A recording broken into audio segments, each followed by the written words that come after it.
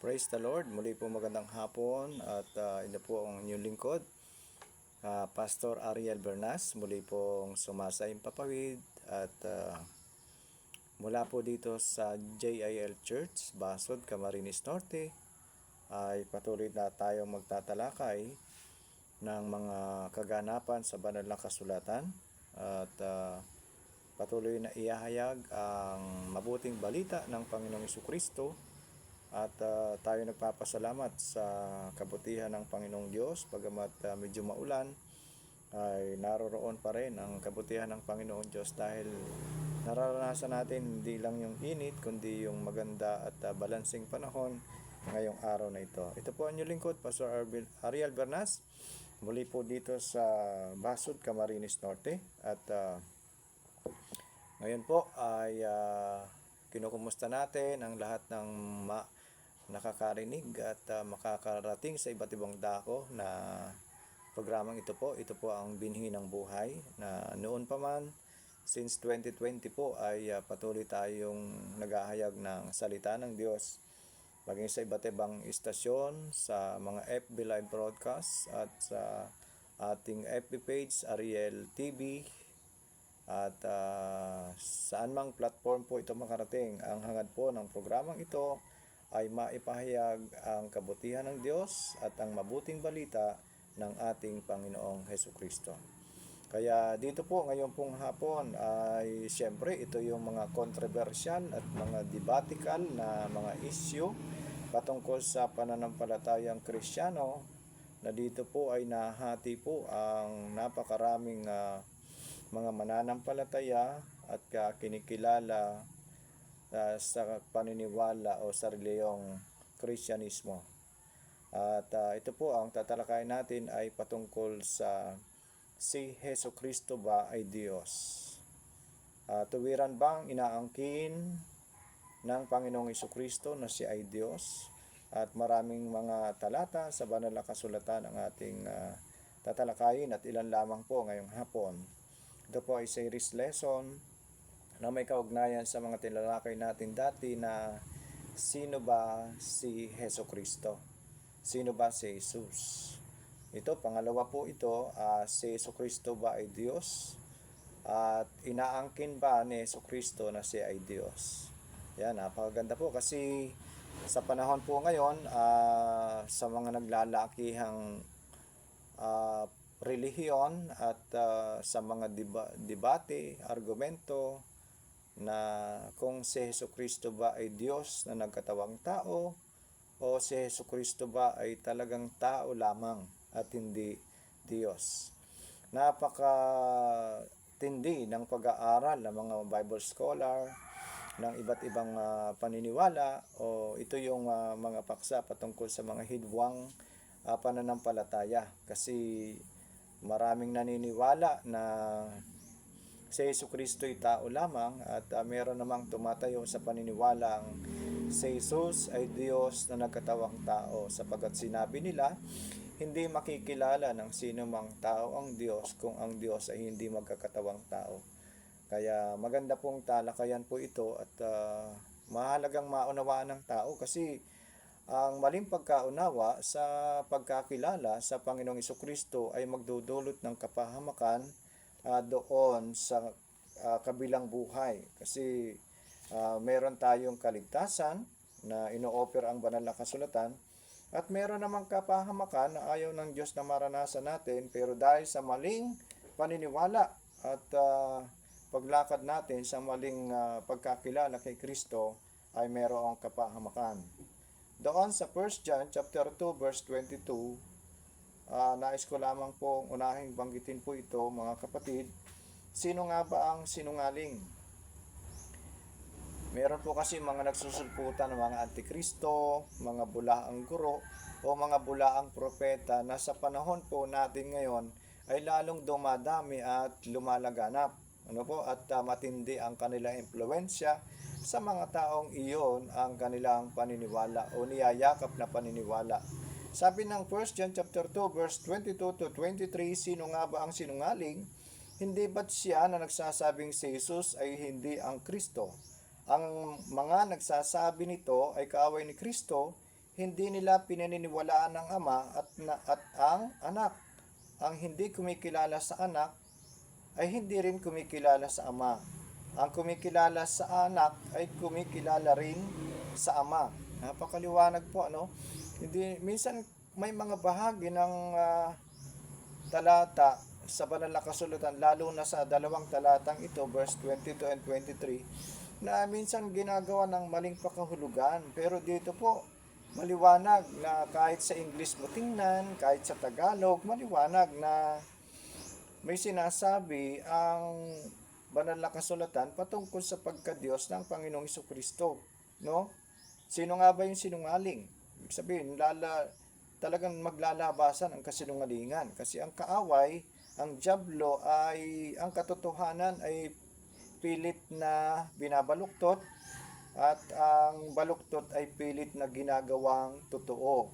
At kung wala tayong pagkaunawa sa banal na kasulatan at malalim na pagkakilala sa Panginoong Jesucristo, marami po ang maililigaw ayon sa Mateo 24. At yan po ay nagaganap sa panahon po natin ngayon. Kung ang mga tao ay hindi nakadepende sa kung ano ang sinasabi ng banal na kasulatan, talagang maliligaw po sila. Kaya sa hapon na ito, sabi diyan, ang mga nagsasabi nito ay kaaway ni Kristo. No? Hindi nila pinaniniwalaan ang ama at ang anak. Doon sa John 10:30, ako at ang ama ay iisa, sabi ng Panginoong Jesucristo. Saan sila nagiging isa? Makikita po natin may mga talata na sumusuporta sa sinabi ng Panginoong Jesucristo, at ang kanilang pagiging isa ay patungkol sa pagiging Diyos ng bawat isa. No?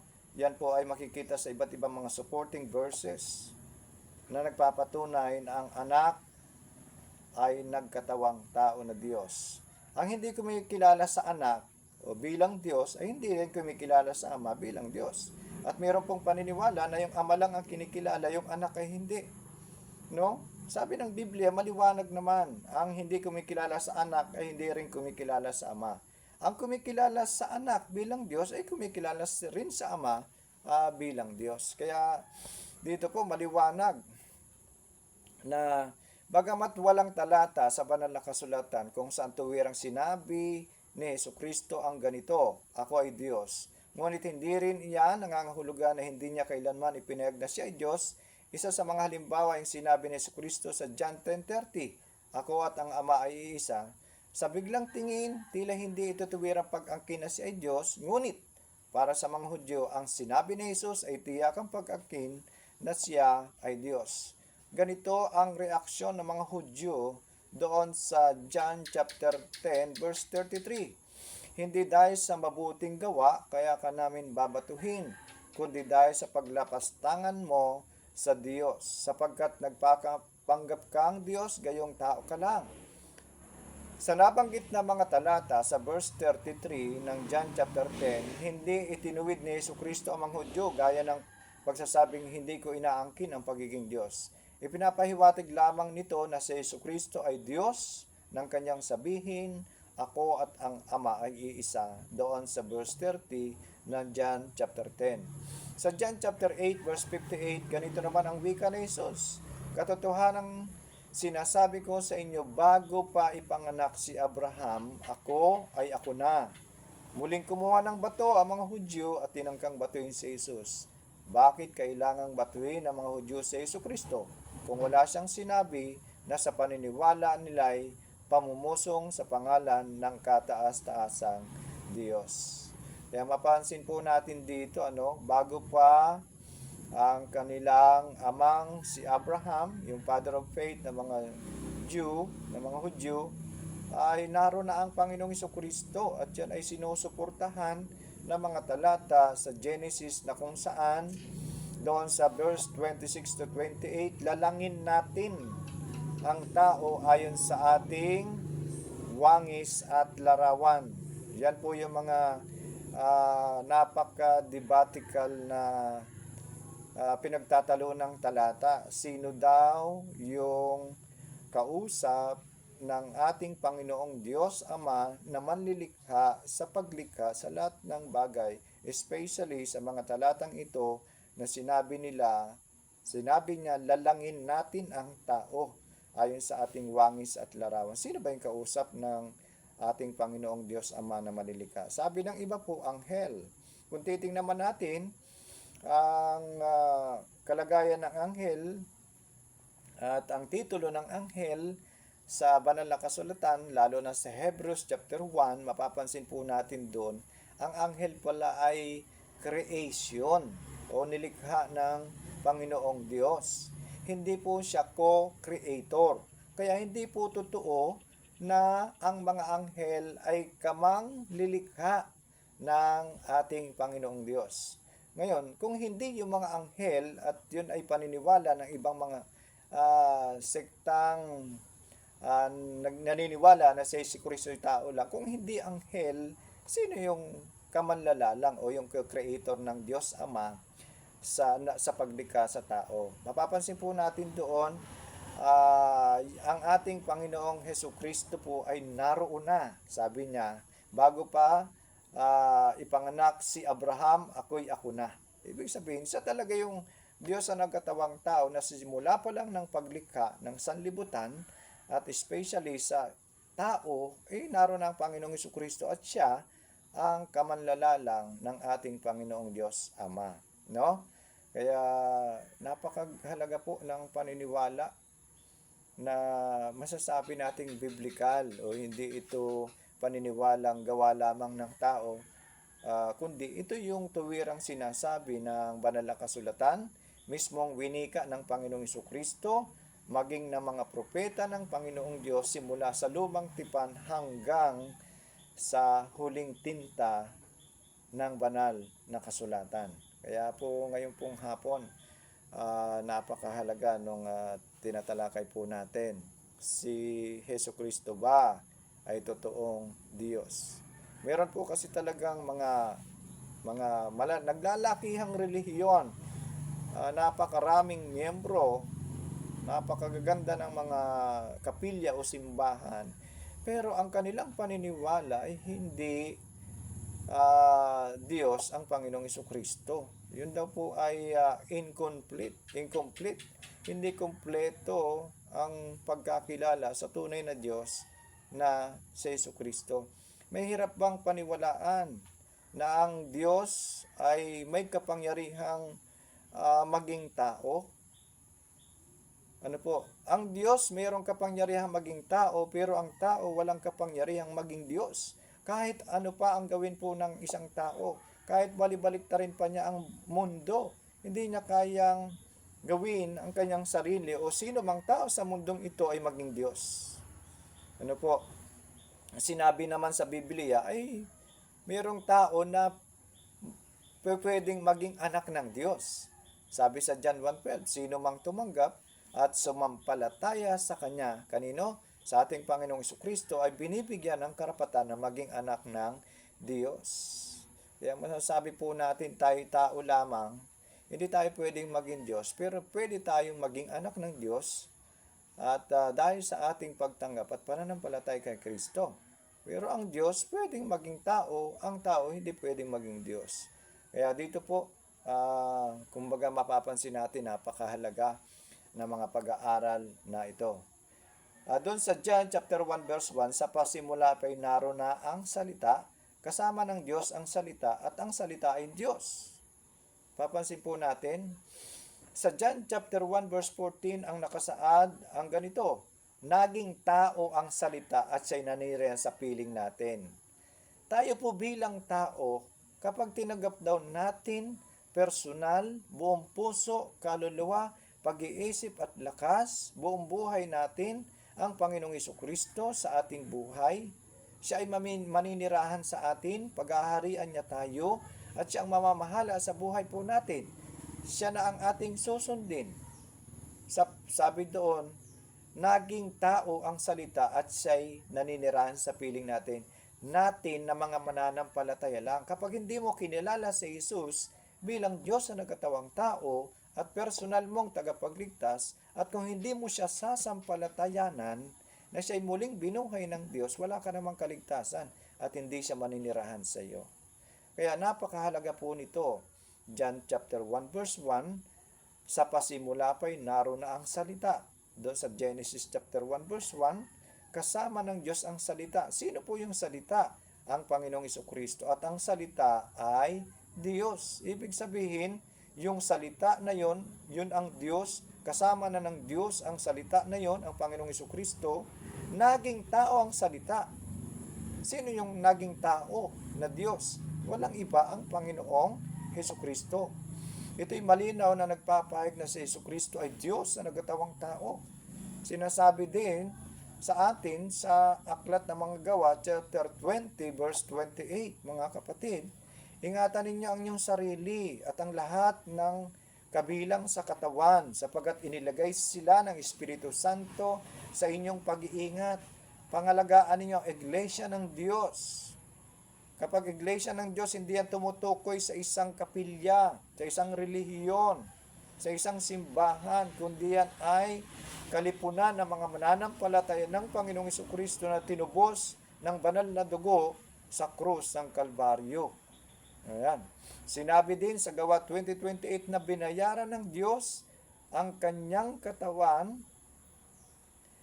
sa pagitan ng kanyang banal na dugo. Yung kanyang katawan, yung mga kalipunan ng mananampalataya sa makatuwid sa Jesucristo ay tunay na Diyos, sapagkat walang taong may kakayanan o kapangyarihan ang nailigtas ang kanyang sarili maging ang kanyang kapwa sa puot ng Diyos sa lawang apoy sa impyerno.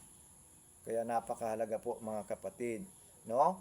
Ganito naman ang sinabi ng alagad na si Tomas. Itong alagad na ito ay may doubt o may duda kung mabubuhay bang muli ang Panginoong Jesucristo pagkatapos siya ay mamatay ng 3 araw. No? Sinabi niya doon sa John chapter 20 verse 28. Ito po yung mga talata na mismong ang isa sa mga nagdudang alagad ng Panginoong Jesucristo na siya ay muling mabubuhay ay nagduda, pero sinabi niya na makita niya ang Panginoong Jesucristo, Panginoon ko at Diyos ko. Sinabi yan ng isa sa mga alagad na nagduda noon sa Panginoong Jesus. Kaya marami pong talata ang magpapatunay na ang Panginoong Jesucristo ay Diyos na nagkatawang tao.